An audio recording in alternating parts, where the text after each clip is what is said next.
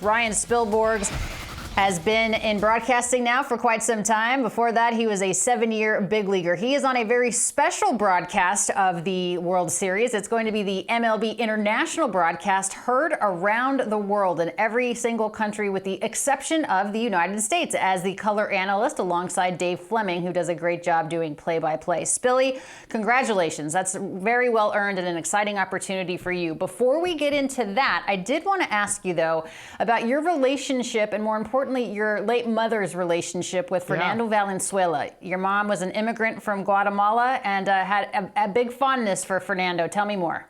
Yeah, I appreciate you saying that, Alana. So my mom, Guatemalan immigrant, when Fernando was going off in the 80s, 1981, we know about the Cy Young. The first 8 starts that year, he threw basically a complete game. 7 of those were complete games. So my mom definitely fell in love with the Dodgers, and especially because, you know, being an immigrant, being represented, seeing one of the best players in the world in Fernando at that time really kind of like connected her to her culture, to Mexican Americans that were living in Santa Barbara, and to Guatemalan Americans as well. So I have a baseball sign from Tommy Lasorda, which is really fun for me. It says, to SC, good luck. And then later on, when I got the chance to be a broadcaster, after I faced Fernando in a winter ball game, which was crazy, I ended up getting Fernando to sign a baseball for my mom as well. So Fernando means the world to our family. He was an incredible ambassador to the game. He will be missed, but it was also a true honor to have gotten a chance to know him, to compete against him. And like I said, if it wasn't for my mom's love of Fernando, we're not talking baseball right now. Yeah, very well said, Spilly. I'm sorry for your loss, but he meant so much to so many. What a legend in the life of Fernando Valenzuela. All right, so MLB International is the broadcast that you're going to be on. Huge information, huge teams, huge all of the things as we break everything down, Spilly. 4 days of being able to have the time to break down this World Series. What are you most looking forward to? Yankees, Dodgers, it's a big one. Well, first off, this is really fun for me because a lot of the people that work behind the scenes at MLB Network are producing this game. So a lot of really good people are involved. I think what's cool about this game specifically is we got 2 of the biggest markets in baseball. We have 2 MVPs in Ohtani and Aaron Judge, presumably. And this hasn't happened since 1981. I joke around, if you're not a Yankees or a Dodgers fan, how can both teams lose? That's kind of the sense you get because you have the evil empire against the other evil empire, the East versus West. I want to point out, Alana, that when you think about the global brand of baseball and what it means to have Ohtani, what it means to have Aaron Judge and Giancarlo, and just the possibility of this legacy World Series where when it's all said and done, we could be looking at 8 possible Hall of Famers in this series. I mean, if you include Clayton Kershaw, Garrett Cole, Aaron Judge, Juan Soto, I mean, like Mookie Betts, Freddie Freeman, Giancarlo Stanton's like right on the verge. It has that appeal for me. But when I was in Japan, and Alana, you saw these numbers when it came back from the Padres and the Dodgers series. We're looking at possibly 45, 50 million people globally watching the series because of the world connection. That's why, I mean, like, that's why I love that we're talking about Fernando as well. That this game is so global right now, and to highlight these 2 markets with these 2 teams that have players from all over the world, I think makes this whole series really fascinating.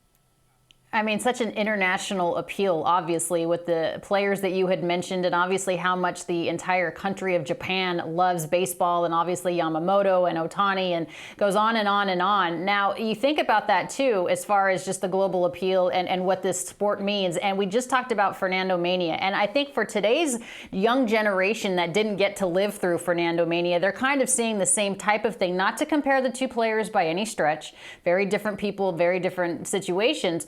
But is there any sort of commonality, Spilly, with what Ohtani is doing to the game of baseball as the face of the sport to what Fernando did back in the 80s when Fernando Mania was born?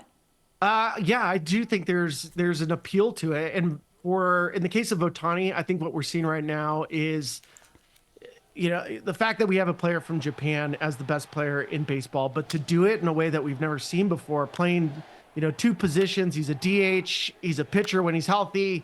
This season, he's going to be the first DH ever to win an MVP. I think what's happening now is that we realize that there's different ways that you can play this game, that you can be a DH. You can be a two-way star. And I think as we watch Ohtani, and we've been talking about him for so long about being baseball's true unicorn, that when it's all said and done, if he gets in this legacy type of World Series, if he gets the crown, right, if he gets the World Series, there's boom, you slam the gavel, it's done. That's inner crust Hall of Famer when it comes to Shohei Ohtani, because of that type of player. Where, I mean, Alana, when it's done, we're gonna say we watched Ohtani play. Your grandkids are gonna go like, "Did you watch Ohtani? Was he really that good?" Yes. I mean, there's gonna be a statue of this guy. So I think because of that nature of how rare he is, so many people are wanting to do something similar, and we're seeing it in college baseball. We're seeing it in high school baseball. A lot more players are trying to go two-way. Yeah, the similarities to the great Babe Ruth and Shohei Ohtani are limitless. Okay, if you're looking at the actual game, Ryan Spilborghs, who has the advantage? The Dodgers are a slight favorite in Vegas. Who has the advantage for you and why? Well, I just watched the American League Championship Series, was there for every single one of those games. It was fantastic. The Guardians really pushed the Yankees into a corner where I think the Guardians, a couple decisions early, not pushing their starter, I think ended up impacting the overall series a little bit more. In the Dodgers case, I don't think they're going to make the same mistake. Also, the Dodgers bullpen is just as dynamic as Cleveland, not quite to the same level that Cleveland was over the course of the year, but I think they'll use their starters. By the way, Dave Roberts, since game 3 of the National League Division Series, has been almost perfect with his managerial moves. I give a slight edge to the Dodgers only because I think the overall profile of the lineup is a little bit better than the Dodgers. But ultimately, Alana, everything in this entire series boils down to strike zone and who's commanding the strike zone, whether it's the hitters or the pitchers. The team that does the best job at that is going to win the World Series. Yeah, you're only as good as that day's starter. For the New York Yankees, it's Garrett Cole. For the Los Angeles Dodgers, it's Jack Flaherty in Game 1. Spilly, enjoy the time. Congratulations on the post of being on MLB International alongside Dave Fleming. We appreciate your time. Bye, Alana. It's good to see you.